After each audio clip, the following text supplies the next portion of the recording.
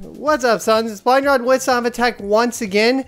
And yesterday we went ahead and went over the RTX 2070, and the day before that the RTX 2080 Ti and their specifications as they relate to the previous generation models. So for example, the 1080 Ti and of course the 1070s and 1070 Ti. Today we're going to be taking a look at the RTX 2080, which is basically their base model and typically is the flagship for their initial launch. For example, on Pascal they released the GTX 1080 and 1070 and didn't release the GTX 1080 Ti until they had the threat of AMD RX 64 on the pipeline. So this is an interesting launch. There might be a few reasons for that. We'll talk about that in our wrap up later this week. Tomorrow, if you're interested in that, make sure you hit the subscribe button.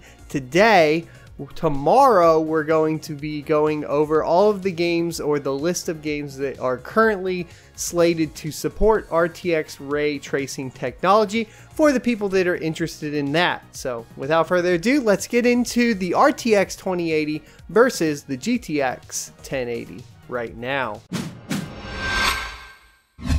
Okay, so just as before, we're going to throw up the chart right here for you to take a look at. Feel free to look at it, pause the video, and then head on to the next video if that's what you prefer. Stick around to hear me rattle off the numbers in the background, or of course some of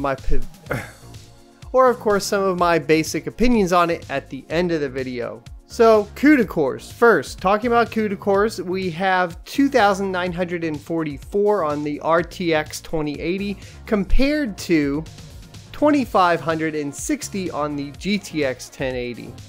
These cores are clocked to 1800 megahertz on the boost clock for the Founders Edition coming from Nvidia, while on the GTX 1080 they were at 1733.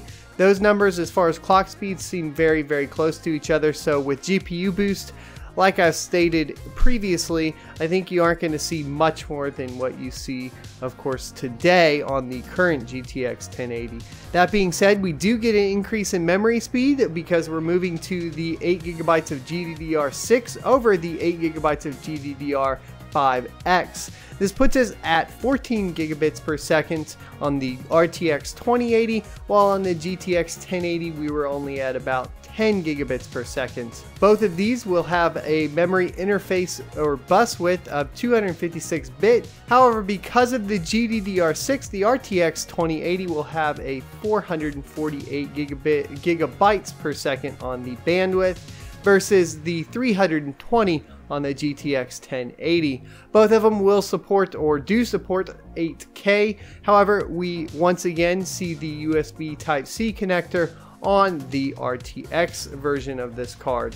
Now if we bump over to the maximum GPU temperature, we have a lower temperature or max temperature on the RTX 2080 of 88°C, while on the GTX 1080 it was 94 degrees Celsius. This is actually pretty interesting because it is also the coolest running, or slated to be the coolest running RTX card in the bunch. However, keeping in mind that that also means that this is max GPU temperature, and you will start seeing it throttle at 88°C as opposed to the 94°C you started throttling at on the GTX. Of course, maybe there's some stuff we can do with overclocking and cooling and water blocks, all that aside, doesn't really matter. The graphics card power is 225 watts versus the 180 watts on the GTX 1080.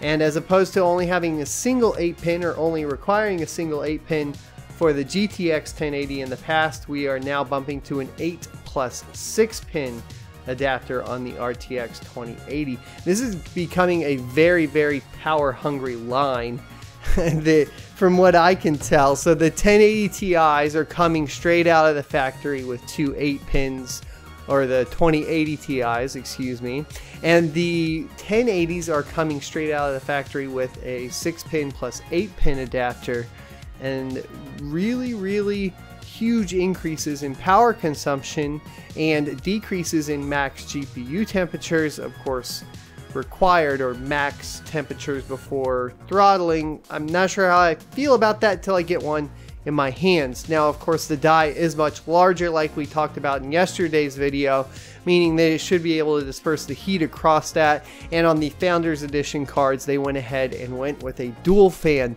Now, I did notice that for the 1080, you can get an MSI Era, which is a blower style cooler. So if you're planning on doing something like water cooling or putting a water block on it right away, it's actually also the cheapest model out right now, coming in around $759 US dollars for pre-order on Newegg, which to me sounds like a better deal than all the rest, because I'm probably going to want to water block it anyways, considering the huge increase in power consumption on these cards.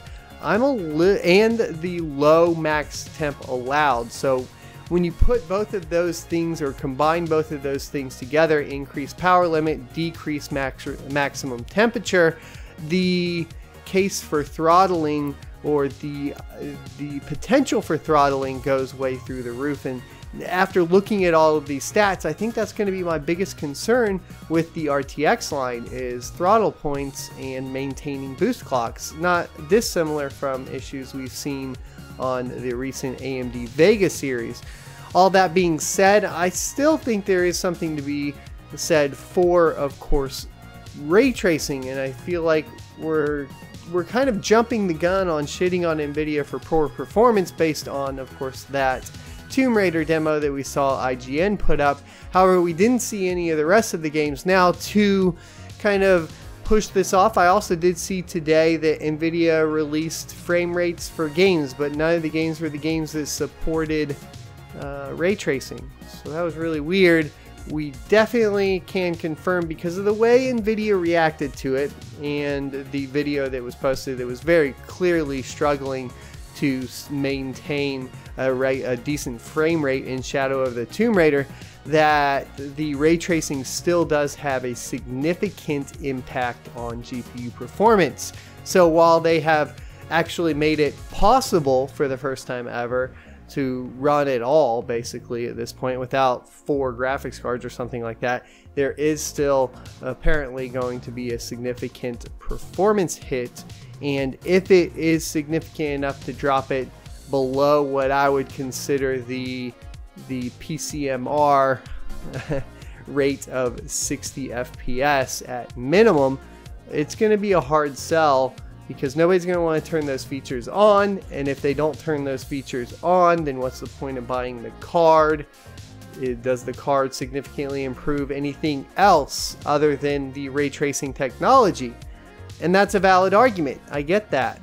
And we're going to go over more of my opinions on all of that when we finally wrap this up, because I think a lot will come to light when we start talking about the games that are actually going to support it. Because keep in mind, the frame rate is definitely tied to, or the importance of the frame rate, of said frame rate, is tied to the type of game you're playing more than anything else.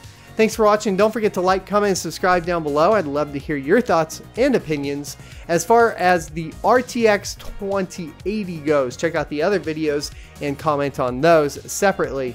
My final thought on the RTX 2080 is that it's the worst improving over the previous gen out of the 3 that, of course, Nvidia announced. I'm curious to hear your thoughts. Don't forget to like, comment, and subscribe, like I said before. And, you know, if you like the video, you can do that like thing that I mentioned twice already. Or not. I'll just see you next Tuesday.